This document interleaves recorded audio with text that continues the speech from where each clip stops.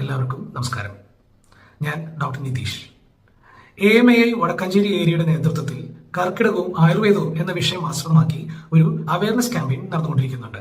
അതിന്റെ ഭാഗമായി ഇന്ന് നമ്മൾ പരിചയപ്പെടാൻ പോകുന്നത് ഞവരയരിയാണ്. ഞവരയരി സാധാരണ രണ്ട് തരത്തിൽ കണ്ടുവരാറുണ്ട്, ചുമപ്പും വെളുത്തതും. ചുമപ്പാണെങ്കിൽ ഔഷധത്തിനും അതുപോലെ തന്നെ ഭക്ഷണത്തിനും നമ്മൾ ഉപയോഗിക്കാറുണ്ട്. വെളുത്ത ഞവരയരി കൂടുതലും ഭക്ഷണത്തിൽ മാത്രമാണ് ഉപയോഗിക്കാറുള്ളത്. ഏതൊരു സസ്യത്തെ പോലെയും ഞവരയുടെ ശരീരത്തിലുള്ള പ്രവർത്തനം നിശ്ചയിക്കപ്പെടുന്നത് അതിൻ്റെ രസാദി ഗുണങ്ങളിലൂടെയാണ്. ഞവരയുടെ രസം മധുരരസം, ഗുണം സ്നിഗ്ധം ലഘു, വീര്യം ഉഷ്ണം, വിപാകം അതായത് ഞവര കഴിച്ച് ദഹിച്ചു കഴിഞ്ഞാലുള്ള രസം മധുരരസം. ദോഷഹരത്വമാണെങ്കിൽ സ്നിഗ്ധഗുണവും ഉഷ്ണവീര്യവും ഉള്ളതുകൊണ്ട് വാതഹരവും, മധുരരസവും മധുരവിഭാഗം ഉള്ളതുകൊണ്ട് പിത്തഹരവുമാണ്. സ്നിഗ്ധഗുണവും മധുരരസവും മധുരവിഭാഗവും ഉള്ളതുകൊണ്ട് കഫദോഷത്തെ ഞവര വർദ്ധിപ്പിക്കും. അതുകൊണ്ട് തന്നെ അത്തരം അവസ്ഥകളിൽ ശ്രദ്ധിച്ചു വേണം ഉപയോഗിക്കുവാൻ. ഉഷ്ണവീര്യമുള്ളതുകൊണ്ട് തന്നെ ഞവര ദഹിക്കുവാനും എളുപ്പമാണ്. അതുപോലെ തന്നെ പുറമേ ഉപയോഗിക്കുമ്പോൾ വേർപ്പിക്കുവാനും ഡിറ്റോക്സിഫിക്കേഷന് വേണ്ടിയും ഉപകാരപ്പെടുന്നു. ഉഷ്ണവീര്യമുള്ളതുകൊണ്ട് തന്നെ ദഹിക്കാൻ വളരെ എളുപ്പമാണ് ഞവര. അതുകൊണ്ട് തന്നെയാണ് ഞവരയരി കർക്കിടകഞ്ഞിയിൽ ഒരു പ്രധാന ചേരുവയാവുന്നത്. ഇനി നമുക്ക് ഞവരയുടെ ഫാർമക്കോളജിക്കൽ എഫക്ട്സ് എന്തെല്ലാമെന്ന് പരിശോധിക്കാം. മാക്രോ ന്യൂട്രിയൻസായി കാർബോഹൈഡ്രേറ്റ്സും പ്രോട്ടീൻസും ഫാറ്റും ഞവരയിൽ അടങ്ങിയിട്ടുണ്ട്.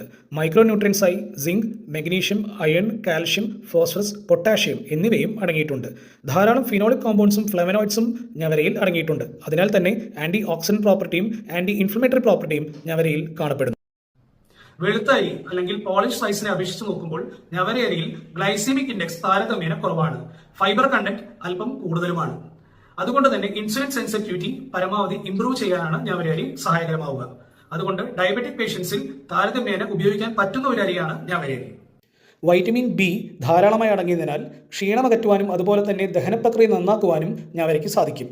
അതുപോലെ തന്നെ വൈറ്റമിൻ ഇ ഉള്ളതിനാൽ സ്കിൻ റീജനറേഷനും ഞവര സഹായകരമാണ്. പ്രസവാനന്തരം സ്ത്രീകളിൽ മുലപ്പാൽ കുറവാണെങ്കിൽ ഞവരയരി പാലിൽ കുറുക്കി സേവിക്കുന്നത് അത് പെട്ടെന്ന് തന്നെ പരിഹരിക്കാൻ ഉപകാരപ്പെടും. പുരുഷന്മാരിൽ സ്പേം മോട്ടിലിറ്റി കുറവാണെങ്കിലും അതുപോലെ തന്നെ സ്പേം കൗണ്ട് കുറവാണെങ്കിലും ഞവര പാലിൽ ചേർത്ത് സേവിക്കുന്നത് വളരെ ഗുണപ്രദമാണ്.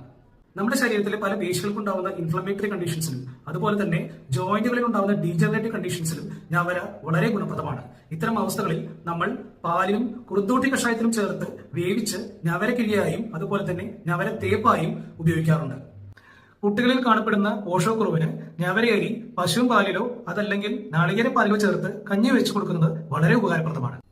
ഈ പറഞ്ഞതെല്ലാമാണ് ഞവരയരിയുടെ ഗുണങ്ങളും അതിന്റെ ഉപയോഗവും. നിങ്ങൾക്ക് എല്ലാവർക്കും ഈ വീഡിയോ ഇഷ്ടപ്പെട്ടു എന്ന് ഞാൻ പ്രതീക്ഷിക്കുന്നു. നന്ദി, നമസ്കാരം.